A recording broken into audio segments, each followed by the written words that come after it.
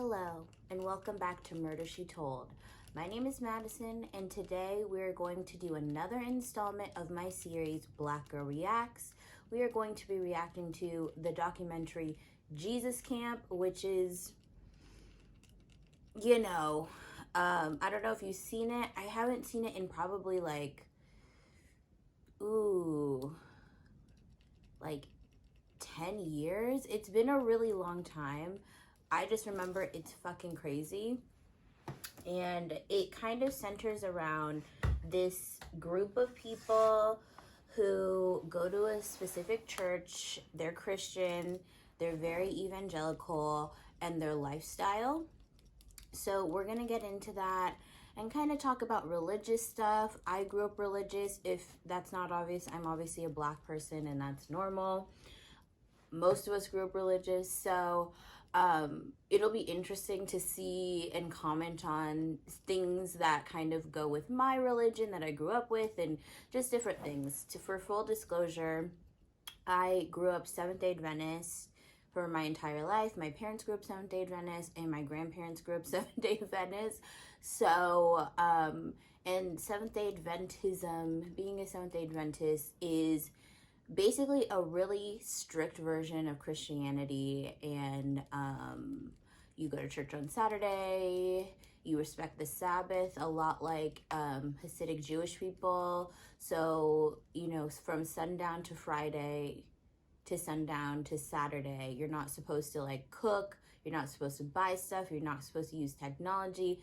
We broke those rules in my household. My parents were pretty lenient about the rules. They grew up super restricted, and they didn't want the same for us, so we went to church often. And I definitely would say I was raised in the church, but I had a different lifestyle than a lot of the kids there. I didn't go to a religious Adventist school like most of them did, and things like that.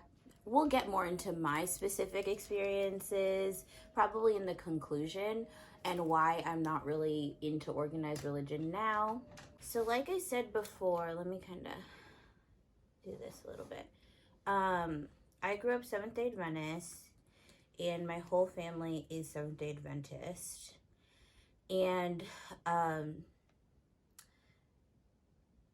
it's an interesting religion. I don't know how to explain it. It's very traditionalist. It's very holier than thou. I would explain it like, because we go to church on the Sabbath, and basically there's a verse in the Bible that says on the seventh day, respect the seventh day to keep it holy, blah, blah, blah. And basically we go to church on the Sabbath because that's supposed to be the day of rest and the holiest day of the days of the week, and God is supposed to be resting, and we're supposed to have a relationship, a clear connection with God, and that's why we but go to church on the Sabbath. Blase blah. But because other Christian churches go to church on Sunday instead of Saturday, which technically is the seventh day of the week, people kind of in the Adventist faith think that they are really holier than thou, and that we are better than any other religion or any other Christian sect because we are by the book. Another thing about Adventists is a lot of them are super vegetarian or vegan. So before there was this trend of veganism and shit and vegetarianism, I knew hella people that were vegan and vegetarian. That was normal for me. They have all sorts of vegetarian meals. There's Adventist stores where you can get this food and all of this stuff. And so they're really not meat eaters. And if they do eat meat, it's only clean meats beef and chicken and things like that. You definitely don't eat pork, and you definitely don't eat shellfish. Excuse me.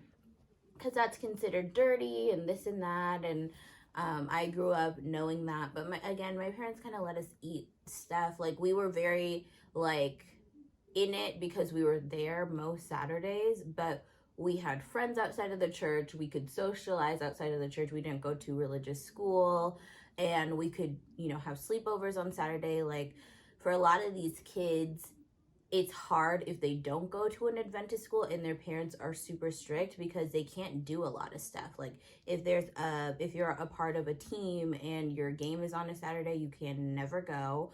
If you are if there's a dance on a Saturday or a prom on a Saturday, you can definitely not go. So a lot of the kids end up going to Adventist schools so that they can have experiences like a kid, but in the Adventist setting. So banquets or proms or dances at an Adventist school would be on a Sunday or something like that, because Friday is a holy day, sunset to Friday, and sunset to Saturday is a holy time. And they have different things, like they have like Adventist soccer leagues or soccer leagues specifically for kids, and it's like a mixture, like Hasidic Jewish people and Adventists. They do special soccer games on Sundays, because typically a lot of activities and extracurricular activities that kids do happen on Saturdays. So just a little tidbit, it's kind of very strict by the book, and I'm just wondering how similar the people that I grew up with, who grew up really strict, and this experiences, I feel like I'm going to see some similarities, because I knew some people who grew up in very strict households. But I'm wearing white eyeliner and I'm wearing my white sherpa. Excuse the burn hole. I smoke weed, and so sometimes I have burn holes in a lot of shit, which is embarrassing. So excuse that. It's clean. It's just a burn hole, and we're 420 friendly here. But anyway, Jesus Camp is a documentary that was made in 2007, and it, like I said, it follows a specific evangelical Christian church, and we're gonna watch and get into it. It's also free on YouTube with ads, so get into that. If you're curious about it, I will definitely be linking it down below. Dare not sleep through this point of decision, because frankly, future generations depend It's on so intense us. how they talk Pray about urgently stuff. It's that like God's perfect will. Jesus Christ. Literally. We are engaged today in what they call culture war. We didn't start it, but we, by His grace, are going to end it. And we should say, yes, we want to reclaim America for Christ. Immediately pausing. So this country was founded on the belief that there's freedom of religion and freedom of speech. And so it's just so disturbing that evangelicals have such a foothold in creating laws about us and funding and lobbying and all of this shit. They're behind a lot of bullshit. And it's just annoying when the Constitution literally talks about how people have the freedom to practice whatever religion they want, but we're so Christianized, and it's so annoying. It's like, you guys can live the way you want to. That's why this country was created, but don't push your beliefs on us. Like, dude, like, no one's forcing you to get an abortion. Just don't get one. What? But white religion, white Christianity, it's just, honestly, not even, because my church, and that's the thing, my church is very conservative, and I wouldn't say my church really anymore, but the church I was raised at is really conservative. And so there were a lot of like Black conservatives there, because on things like gay marriage and like abortion and stuff, they were like adamantly against it. And it's just like, are you guys okay? I always thought that, like, are you happy? Are you okay? This seems like such a restricting lifestyle, and you're so caught up in other people's business. It's like sad.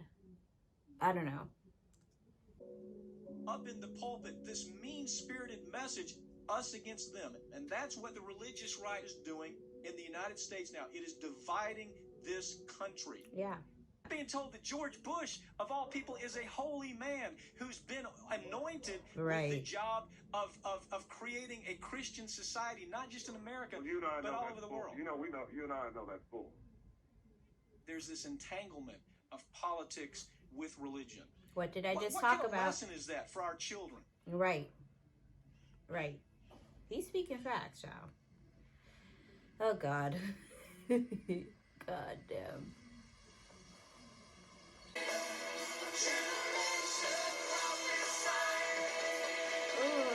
I have no idea how many people are here today. I'm told the auditorium will hold about 500, so we're doing pretty good, aren't we? Okay, listen, Mom and Dad, I want to tell you about some of the things we have in the bookstore. We have the School of Evangelism, and unfortunately, this one doesn't sell quite as much because people, for whatever reason, I guess they think this is going to be a door-knocking manual, and it's not. There's a hands-on manual in the back that teaches kids how to actually start a conversation with their friends and how to win the lost. Another thing that I wanted to announce is our camp coming up in August. Yeah. And it's just going to be an incredible time. We've got brochures on the camp sitting in the bookstore. You need to pick one up and begin praying about whether or not you can get there this year. Okay? Boys and girls, I need everybody sitting up straight, hands holding smiley faces, looking right this way. Is there anyone in here that believes that God can do anything? God can do anything. We can just say, God, fix the world. How many of you know that this is a pretty sick old world? This is a sick old world. Well, then let's just fix it. Somebody get your tools out and let's just fix this old world. This black kid needs to go somewhere else. These black children need to get out of this church. There's too many white people here. It's scaring me. Oh, no.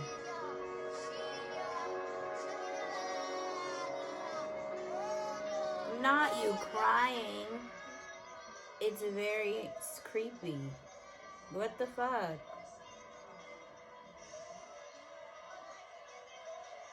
She's not in a trance. She's not out of it. She's very aware of what's going on. She's just hooking up with the Spirit. She's just staying focused.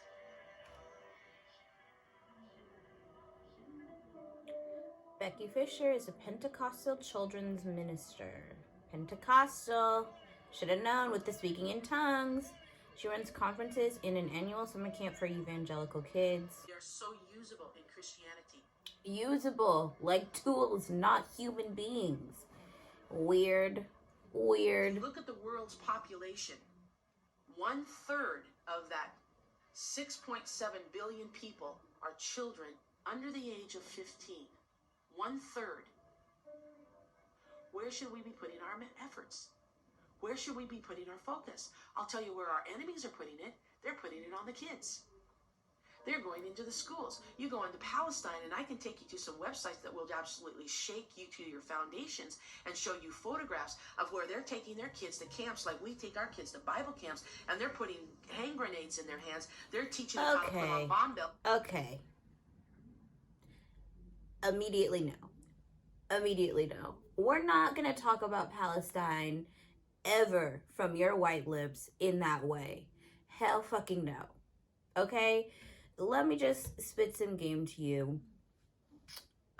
What's happening in Palestine is disturbing and disgusting, and it's even more disturbing and even more disgusting how white people all over the world like to paint Palestinians out to be some sort of evil terrorists. They're putting bomb belts on kids, jihadists, and all of this stuff. When one, Palestinians are fucking Christians, mostly. Palestinians are, let me take that back. Palestinians are Christian, they're Jewish, they're all sorts of religions. Palestinians, being Palestinian is not a race, and that's what they're trying to equate it to be. Being Palestinian is not a race. It is where these people are actually from, and Israel is a fake nation. Fight me. Fight your mom about it, babe. Like, it's not fake in that it never existed in the past. and the Holy Land that they talk about never existed, but the Holy Land that they portray to be only for Jewish people was actually a very multicultural area where many different religions and types of people lived in harmony-ish, lived together, you know? And they're trying to make Palestinians out to be a specific race of people, a specific religion. They're trying to generalize, like they're these crazy terrorists and they're putting kids in bomb belts. When you see the images coming out of Palestine right now, and the Israelis are bombing, literally bombing kids, bombing buildings, cutting out water, cutting out resources, when this was their land in the first place.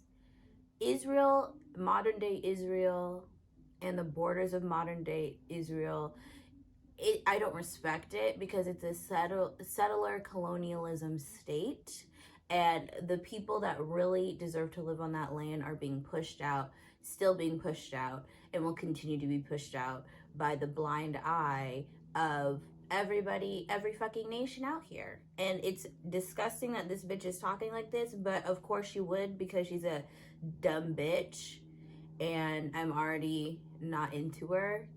Maybe it's my religious trauma, but fuck you, bitch. You're not gonna talk about Palestine that way. I would say there's a friendlier environment now in the United States towards Christianity than there has been in my lifetime. And a lot of it has to do, just in the last few years, has to do with President Bush. He is... Are you kidding me? This nation is fucking Christian. What is she talking about? It's like, sorry, I'm already pausing a lot. They make up wars in their head that don't exist so they can have an excuse to be shitty people and justify their shitty exclusionary behavior. Period. Christianity is about being tolerant, it's about being a good person, and it's about not judging people and caring about people, caring about your neighbor. Okay? That's what I gleaned from what I was taught, you know, when I was a religious girl back in the day. It's not about war and violence and fighting people, and it's definitely not about being exclusionary. But they make up these culture wars, you know, there's only a few of us left fighting the good fight, and all of this dumb shit that's not real, because they are so obsessed with how other people live their lives that they just can't live their life in peace without controlling everybody. And I think it's that white urge to control everything and to colonize everything, and that's very much it. And so she's making up this whole story about how Christians in America are being persecuted. Please cut me a fucking break. Are you serious? It's hilarious and sad. Creation, Garden of Eden, approximately 6,000 years ago. Not creationism. Was it an explosion? Did we come from a glob of goo? Ugh. I don't think so. It's been said that we are the result of an explosion. Levi is 12 years old. Is this Poor scientific? Levi. I love your name, but oh my god. Just based on a belief. Levi! Come here. I need to be near you. All right, let's go. over Okay, some and they're things. homeschooled, so explore. Okay. One popular thing to do in American politics is to note that the summers in the United States over the past few years have been very warm. As a result, global warming must be real. What's wrong with this reasoning? It's only gone up 0.6 degrees. Yeah, it's not really a big problem, is it? No. Okay. I don't want to keep pausing like this, but it's like every fucking turn. It's just like, shut the fuck up. Like, honestly. Okay. So, do you see what I mean when I said in the beginning how evangelicals have done a good job of really intertwining politics in this stuff? These kids are young. They're being homeschooled, so they're not being socialized at all outside of this whatever faith. He's learning creationism as science, and he's learning global warming is a myth through his evangelical Christian homeschooling book. This is what we're fighting against. These people.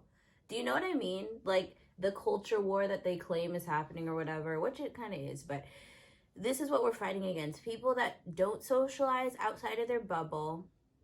They go to church multiple times a week. They are homeschooled by their mom in a faith-based homeschooling course. They don't interact with kids, or probably aren't allowed to interact with kids that don't also interact in the same circles as they do. And they think they know everything about the world. They think they know everything about the world. And it's like, you literally are... I heard something one time. There's a video going around Twitter where someone... Or TikTok. I love TikTok. Follow me down below. Where this white girl was talking about how she learned in one of her college classes that white people are the most segregated population in the planet, and even more segregated than that are white evangelical people from just the goings-on of society and normal life, because that's obviously subjective. But it's like, they think they know everything about the world through God, when they don't ever interact with anyone that isn't exactly like them. And they want everyone to be exactly like them. And they're teaching and indoctrinating their kids at a young age that they need to fight this war, this imaginary war against Christianity. That's never existed. It's never existed. If we're in a country that's supposed to be freedom of religion, people want to be Christian, people want to be Hindu, people don't just want to believe in like a turtle that watches over us in the sky. People want to believe in the universe, people want to believe in whatever. People want to be Jewish, people want to be Muslim, people want to be any other religion. That's supposed to be able to exist freely here. And these people believe that evangelical Pentecostal Christianity is the only way and is the right way, which I can relate to, unfortunately, through my experience growing up in the Seventh-day Adventist Church. Now, I won't say that it's this intense and this crazy. I mean, I won't say crazy. Maybe that's offensive. I won't say it's this intense and this severe. And that's my experience because my parents didn't raise me this way. And I know of some people who have gone down the extreme road of being Adventist, because there's obviously a spectrum in terms of how your parents relate to the message and what they choose to do for you. But it's like, like, it's just so nasty to see how they're being indoctrinated so young about wrong science, blatantly wrong science, wrong messaging about when the world started. They're saying it started 6,000 years ago, people. Like, just loud and wrong. And they have so much power in our political system, and it's kind of scary because it's like, you guys don't really know anything because you've never experienced anything, and you have so much power over our political system, so much so that it's just like, it leads us to where we are now with how polarized conservatives and liberals are, in this country, because it's like, we really are living in two planets. There's just a bunch of people being educated this way, or being educated in towns, or socialized in places that are very exclusionary, very bubble oriented, and they don't know what's going on in the outside world. They're not learning an accurate representation of what life is like. This is a created life that they're choosing, thinking that they're better than everybody because they chose a pious path, when you're just lame and boring and hateful and full of disgust for people who are just doing the exact same thing that you're doing, meaning they're living and walking a path of life that they choose. And because you're offended that they don't want to be Pentecostal Christian and raise their kids the same way, you think you're better than them. And it's just weird. 70% of homeschool kids in the United States are evangelical Christians. Duh. Of course. That tracks. Our nation was founded on Judeo-Christian values. We know when things started changing, Okay, she's not wrong with the nation being founded on Judeo-Christian values. I'm going to go into a quick thing, very quick, but we're going to talk about it.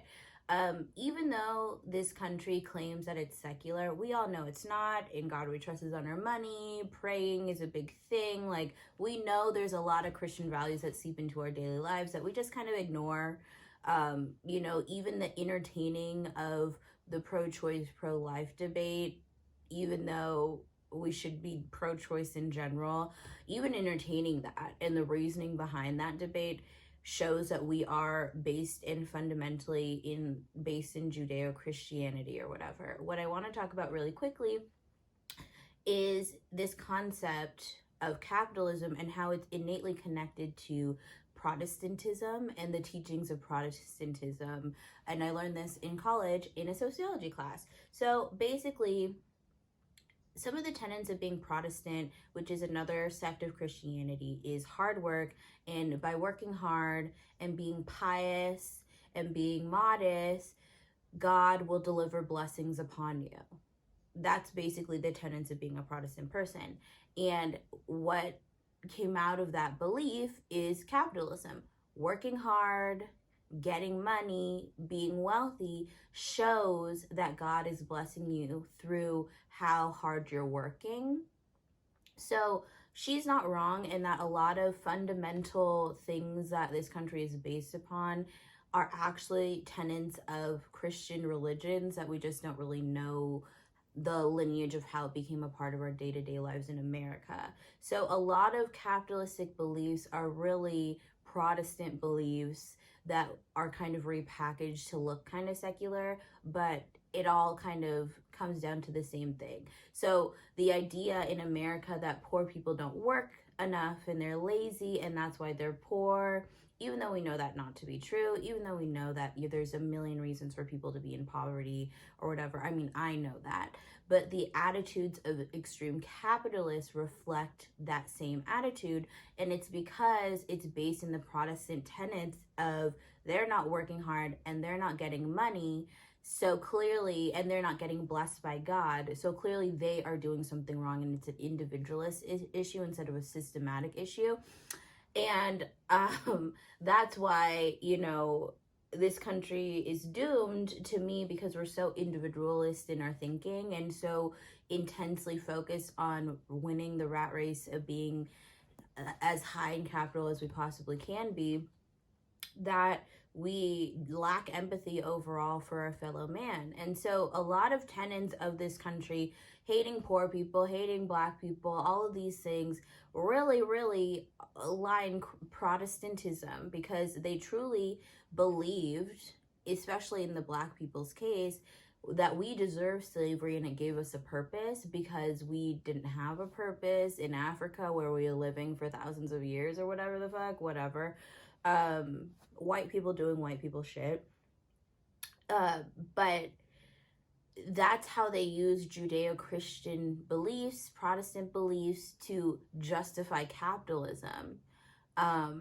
Working hard, it is supposed to bless you and all of these things, and they brainwash people to believe that they deserved a life of being a slave and being enslaved because that's what God would want and that's what God thinks is great because this is your purpose in life. You're working hard, you're gonna get blessed by God, and this is why a lot of Black people unfortunately believe in white Jesus, blah blah blah blah, and also obviously missionaries and colonialism in Africa, blah blah blah blah. But she isn't wrong, but it is wrong that thought process and thinking like that thought process hasn't gotten us nothing good in this country. And I'm glad that we're straying away from thinking about just very binary possibilities for existing. But yeah, she's not wrong. Capitalism and Protestantism are one and the same, and that's why we believe such individualist and selfish kind of shit and think we're self-righteous. Okay, moving on. Why are kids taught that global warming doesn't exist? Okay? Why? Look, rape this world, rape this earth. take everything you want from it, because you know what? It doesn't matter. We're not here for very long. Exactly. Christ is coming to take us away from earth. You see what I mean? The connection. Use all of our oil. Connection. Take advantage of everything that the earth has to offer. Right. That's why you hear them getting involved with issues like global warming. Right. And you want to shake them. And you want to say, what is it you're not understanding about the fundamentals of Christianity? How did you get here? Right. The population, 25% of the American population right now describe themselves as evangelical. 25%. That's about 80 million people. Uh-huh. They're very tenacious, and they elbow their way into positions of power in America. That is the MO of a group that is committed to, like I say, building a government that they're comfortable with. Right. In the end, it's going to come like a thief in the night. There's this slow chipping away at the separation between church and state. Right.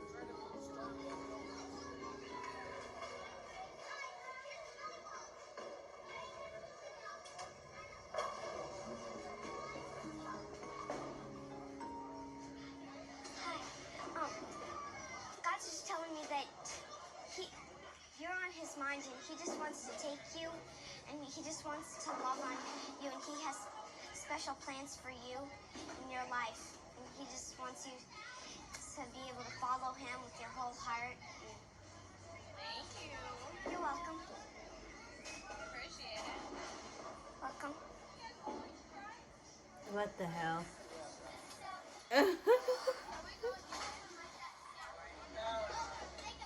Wow. So you saw her and you just felt like God told you to go over there. Yeah, I waited a little bit, to be sure, you know what I mean? Kept coming to your heart. And afterwards I felt like I had picked the right one. That's right. Good job, Rachel. Way to be obedient. It's creepy. Like, I hate this. Bowling ministry, there we go.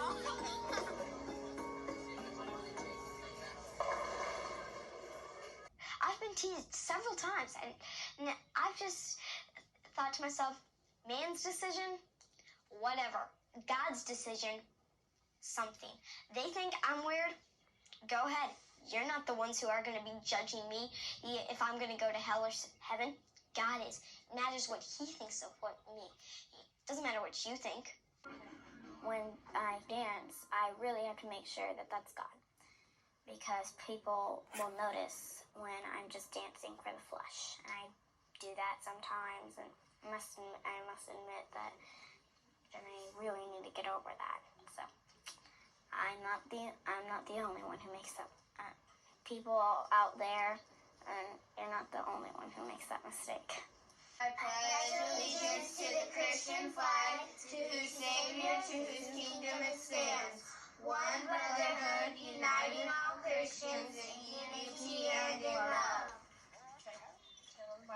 I pledge allegiance to the Bible, God's holy word. I will make it a lamp unto my feet and a light unto my path. I will hide its word in my heart that I might not sin against God.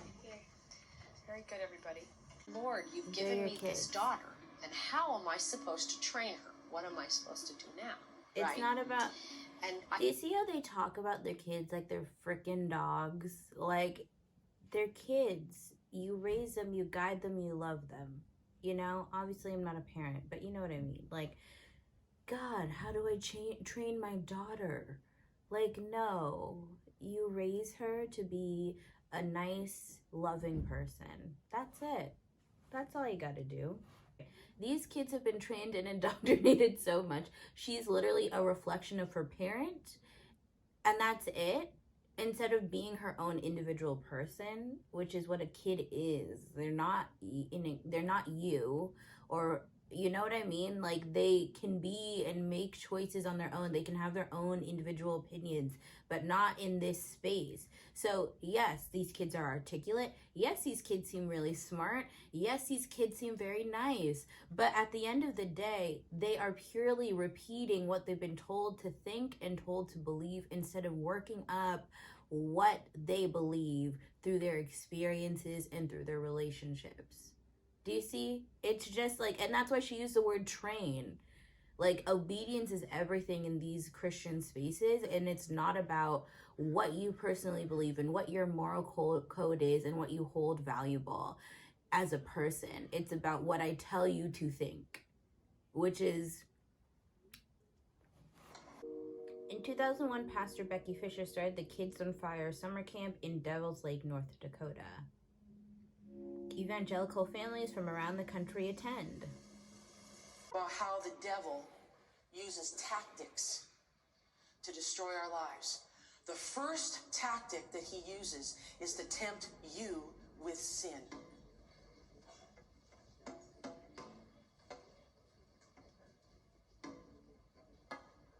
You see, when you first start out as a kid, particularly, because that's when all this stuff starts. When you start out as a kid, sin just doesn't seem like that big of a deal. It looks kind of cute, in fact. Warm and fuzzy. But sin is designed to destroy you. Oh, God. And you feed this baby long enough, and he's going to grow in your life until you got yourself a tiger by the tail. And you don't know which end is up. And what used to seem very innocent now controls your life.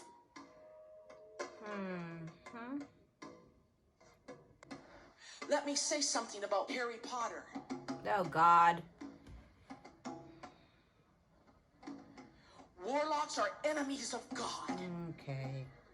And I don't care what kind of hero they are. They're an enemy of God. And had it been in the Old Testament, Harry Potter would have been put to death. Not them clapping. Okay, this isn't embarrassing, but this is a true thing. My religion also believes something similar to this, like all magic and dark worship and this and that and whatever. I think they're ill-informed about the realities of the ritualistic nature of Christianity and other religions. I think they like to avoid the fact that, you know, it's how do I explain this? They believe that witches and warlocks are of the devil or whatever, and magic is of the devil. But a lot of the stories that they say in the Bible wouldn't be possible without some sort of intervention of a non-human sort. Whether they believe it's a divine intervention, Holy Spirit, this and that. I believe that witches, warlocks, and things like that are very similar to Christianity. I believe rituals like being baptized and stuff like that is very similar to like witchcraft in terms of its just ritual, traditional significance. But again, here we are with the indoctrinating them and segregating them from other kids. You know what I mean? Like, these are things that kids like listen to and watch, and anyone who's ever read a Harry Potter book or watched a Harry Potter movie know that it's effectively harmless. What is it talking about? It's talking about a kid with a hard life, whose parents died protecting him. It's a story about love. It's a story about friendship. It's a story about being brave and courageous against your own enemies and demons and things like that. Like, that's what I would take from the story. But this is all up for interpretation, obviously. But generalized, that's what the story is about. So to be like, Harry Potter would be put to death, and then this fucking kid goes to the playground at his public school because his parents can afford to homeschool him or whatever, and he says Harry Potter would have been put to death in the Old Testament. Now he's the weirdo. When actually it's about you having an open conversation with your kids and asking them questions. What did they take from the story? What should they take from the story? They can't take anything from the story that you didn't put into their mind about the story, if that makes sense. So it's just kind of like so severe and like scaring these kids and making them the most annoying kids on the playground. Honestly, like, dude, child, the most annoying kids on the playground. Sad. I believe this so much that I have given my whole life to see to it that you get there. Oh, God. And now it's a self-importance, a self-righteousness that comes out. You know what I mean? Like, I will be your spirit guide to get you to heaven. And it's like, there's no guarantee. You don't know what happens when you die. Shut the hell up. You're just a woman who's grifting these people and throwing on this, you know, maybe not grifting. You know, obviously a camp is like cute for kids, but it's like the self-righteousness and self-importance always leaks through. Like, you think it's like pure in intention, but then it's like, I am the one that will take you to heaven through my teachings and through, just follow my lead, follow what I gotta say. And it's just like, girl, you half crazy. I don't trust you. And what do you do when the freaking lights are off at your house? Who are you then when you're not performing in front of an audience and performing righteousness in front of these kids who are highly, highly malleable, you know? Just a quick tidbit. I'm just going to insert my religious trauma into here. It's not religious trauma. I'm being dramatic. But the first strike of when I kind of was like, I don't know if organized religion is really my jam. I was about 9 years old. We had this pastor, and he was like, everyone loved him. He was larger than life. He loved to wear gaudy, which is really against being an Adventist, but gaudy robes with like jewels and all of that kind of stuff. He loved it. He like had us go. We had things called active Sabbath where we'd go, and instead of being in, we could dress casually, and we'd go into the community and hand out. This was my childhood to an extent. Like, that's part of my childhood. That's like kind of like crazy to believe because I'm such a degenerate now. No, I'm just kidding. But basically, strike one for me in organized religion was when I found out that he was cheating on his wife with the associate pastor, and there's been evidence that it wasn't exactly cheating. It was kind of like a power relationship kind of thing with the associate pastor, who was a woman, and cheating on his wife. And we found out that this was like the third church he had been moved to where he'd done that at, either with someone in the congregation or another associate that worked in the church or whatever. And I realized at 9 years old, I sat there and I was like, not him telling me what to do and how to live my life and how to get into heaven when this is his fourth time cheating on his wife, and he just gets moved to churches and he just gets rebaptized and everything's forgiven. This poor woman. Like, honey, why did I tell that story again? Self-righteousness. Something about indoctrination. There was a message there. Try and receive that. But that was the first time personally I was like, I don't know if this is really my thing, because now I don't trust you. Because what are you doing telling me anything when, and telling me sexist stuff, number one, and telling me anything about how to live a life when your life is in shambles behind closed doors, sir? Anyway. I sense in my heart tonight, what I heard the Lord say is that there's some kids here that say they're Christians. They go to church all the time, but you're one thing when you're at church and you're another thing when you're at school with your friends. You're a phony and a hypocrite. What? Why are they saying this to kids? You talk dirty just like all the other kids talk dirty. And it's time to clean up your act. Oh my God. Come up here and get washed. Because we can't have phonies in the army of God. Not these kids sobbing and crying. Whoa, baby. Wash your hands. Wow. Father, we just wash them with not her calling them phonies and hypocrites. And these kids are sobbing now. Say it, boys and girls, in the name of Jesus. What the hell? You know exactly what you need to repent of. Name it. Name it out loud. No, don't. You're allowed to have secrets, children.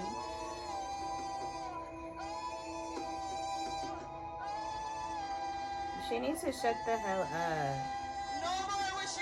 She cannot sing. And that's one thing about white churches, which is sad. It's like, at least with black churches, there's freaking gospel music, which is like, it keeps pulling me back. My mom's a part of a gospel troupe, and they are amazing. But it's a gospel music. This is, that girl wailing, did you hear her? No. It's just torturous from top to bottom. Now you go somewhere and pray and you start doing some repenting here.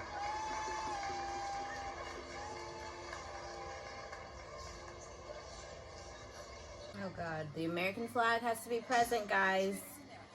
It has to be present. We gotta see it. Okay, we're gonna welcome Mr. President now. Not George Bush. They have a not this. Well, talk to him. Say welcome, welcome President Bush. We're glad you're here. I want you to bless him. Speak a blessing to him. So do that. Raise your hand and speak a blessing to him. See. Do some warfare over him. Some warfare. He has surrounded himself with spirit-filled people. So pray in the spirit over him. Okay. Do you see how these kids, obviously, what they're being taught are Republican values at a young age, right? And you see how the evangelical kids are taught to praise George Bush because he was chosen by God to, you know, protect this nation, which is what a lot of people said about Trump. It's interesting how this is 2007 and now in almost 2022, we're over here and we're just like, okay, I can see a natural progression between this time period and that and these types of people and what we're dealing with now in the Republican Party. Again, America is supposed to be secular. A monarchy is what we revolted against, which is where they think that God sent down a person, a descendant of a person, to rule over the nation, and it was God's will for them to do that. So it's just interesting how, you know, they're kind of parading in terms, they're trying to say we're a democracy, but they're parading as monarchists. I don't know if that's a word. Through their overwhelming devotion to political figures like President Bush, probably not anymore now, but more like Trump now, you know. It's just interesting. It's like, did you read a history book? Do you know what we fought against? Do you know what the point of this country actually was supposed to be? Like, not this, but, you know. A third of your friends could be here tonight, but they never made it. A person's a person, no matter how small. Oh my God. God has a dream for them like he has a dream for you. Oh my God. You see that? It's kind of a... Okay, I'm just gonna make it known now. I'm obviously pro-choice. Everyone should be able to have an abortion. I believe in that. That is my ministry. This is so gross to me, trying to indoctrinate kids in this way. The reality is, as people probably know, the disgusting part about this is they want everyone to be like them in a country that parades itself as being the land of the free, where people are free to choose what they want to do. And it's just like, look at these babies looking at these little fetus things and thinking, oh my God, God has a plan for me even when I'm just a cell, and da-da-da-da-da. It's just crazy. It's crazy. And I hate it. You can choose to not have an abortion. She can choose to have an abortion. It's the right to choose between what's best for you and your lifestyle. And who cares? Awesome, isn't it? Look at that. 7 weeks old. Oh my God. Tonight, I believe something is going to start tonight that can change America. Seriously. Kids, I believe that you are the beginnings of a movement that can raise up a moral outcry that can overthrow abortion in America and can turn well, this. Would you like to be a look part at of where that we are now. I'm sitting here looking like a fool. Sitting here looking like a damn fool.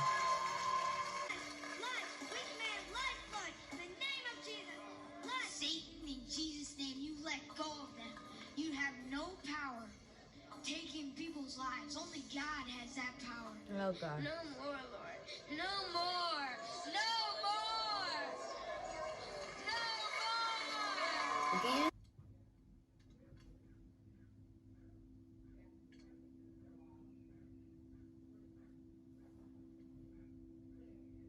think you know America? I mean, do you think you know your own country? Well, I got to tell you, you don't. There is a religious political army of foot soldiers out there that are being directed by a political right. This is not tinfoil hat conspiracy stuff. It's happening.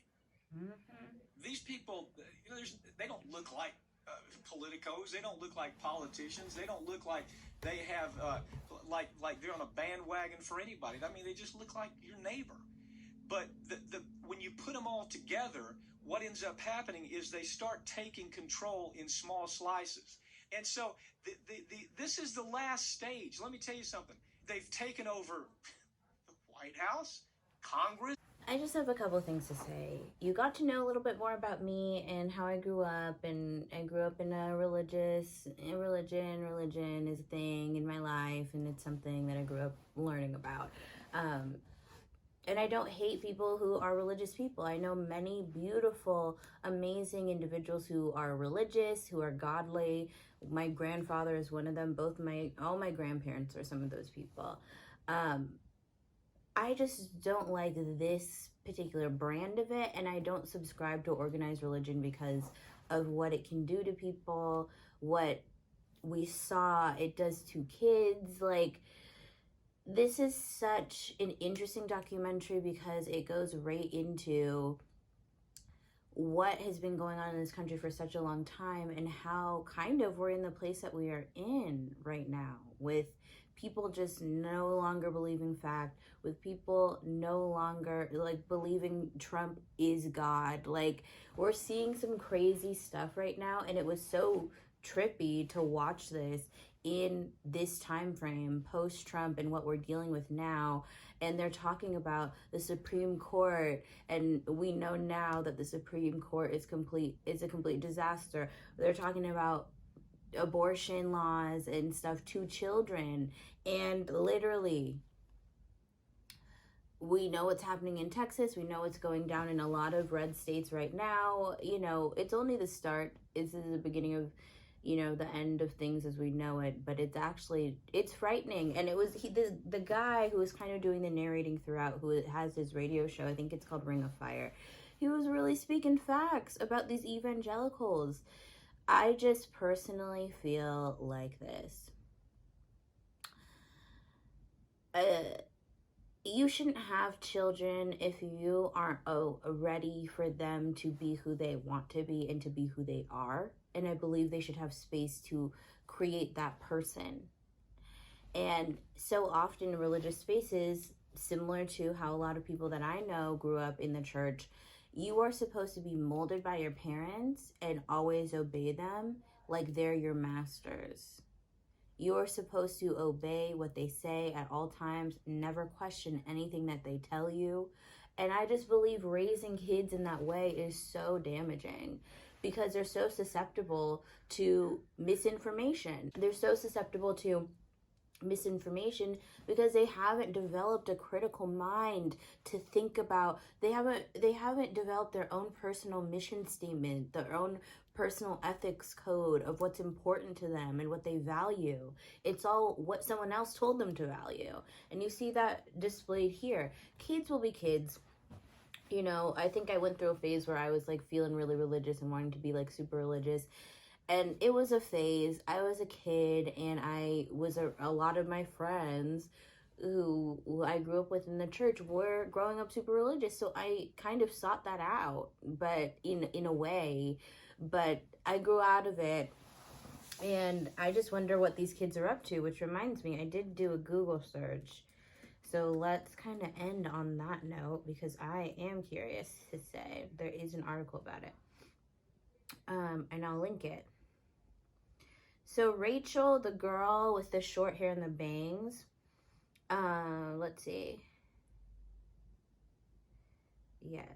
A few years after appearing on the show, Rachel shared an update through Becky Fisher's Facebook group where she informed her followers that she was still a devout evangelical Christian and was residing in North Dakota of that moment. However, in January 2014, Rachel uploaded a video where she mentioned that she almost converted away from Christianity because it wasn't giving her the euphoria she felt she should receive.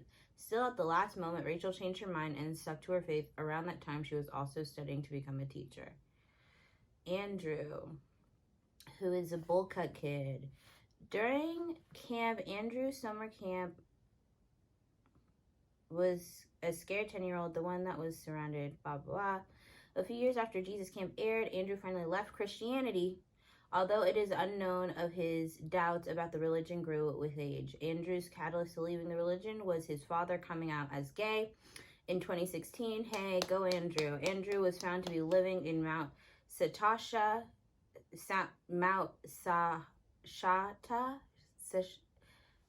Shasta, my dumbass, California, where he was accompanying a group of spiritual seekers. He did not hold any grudges against his previous religion. Furthermore, The Guardian reported that Andrew found serenity and peace through his interest in Eastern mysticism, quantum mechanics, and psychotropic drugs. Fuck yes. Fuck yeah, Andrew. I go. Levi. This is who I want to know. Okay. When The Guardian caught up with him in 2016, Levi hadn't changed his way of life. During that time, he worked as a staff member at World Revival Ministries and appeared to be quite happy with his life. He said, "I have peace in my mind, I have drive and purpose and character." At present, Levi is happily married to his wife, Shanae Carmen O'Brien, who he married in August 2016. He works at Watchman Security Services. The couple appears to be happy and is proud parents of an adorable boy named Asa James. Sources reported that in 2014, Tori, who was a dancing girl, was reportedly a sophomore in college. She still hadn't let go of her love for dance, and her subjects in college were dance and communications. Some speculations claim that Tori might have left the evangelical way for a short period after her time in the camp, but soon returned to her faith. However, these speculations have not been confirmed. Okay. And that was that. So those are the updates on the kids. You know, I love Andrew's story. Hell yeah. Living in truth. We love gay people here. Is in support of his dad. He left the faith, and he was the one that was questioning himself a lot. Like his story, a lot of the kids ended up staying evangelical. Interesting to catch up on that. But if I have one thing to say, I'll say this. This is supposed to be a secular country, and it's rapidly becoming a non-secular country, even though it never was really secular. And we talked about earlier about the Protestant, tenets of Protestantism.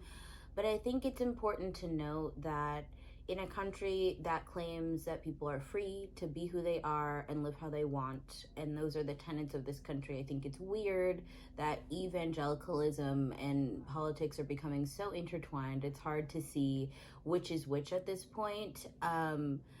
And I think it's important to try and steer back to a place where steer to a place in general where we are secular and people are allowed to live their life as they want to, pick religion, whatever religion they want to pick, and live loud and out loud without judgment from other people. And that's what I believe the true Christian way is. Being a good person, being as kind and as tolerant as you can while you're alive, and hoping for the best. That's all I have to say. So, without further ado, Black Lives Matter and free Palestine until it's backwards. Period. Love you guys. See you next time. Also, like this video, subscribe, click that notification bell, comment your opinions on Jesus Camp. Are you a religious person? Let me know. It boosts this video in the algorithm. And yeah, I guess that's it. So anyway, Black Lives Matter and free Palestine until it's backwards. Love you.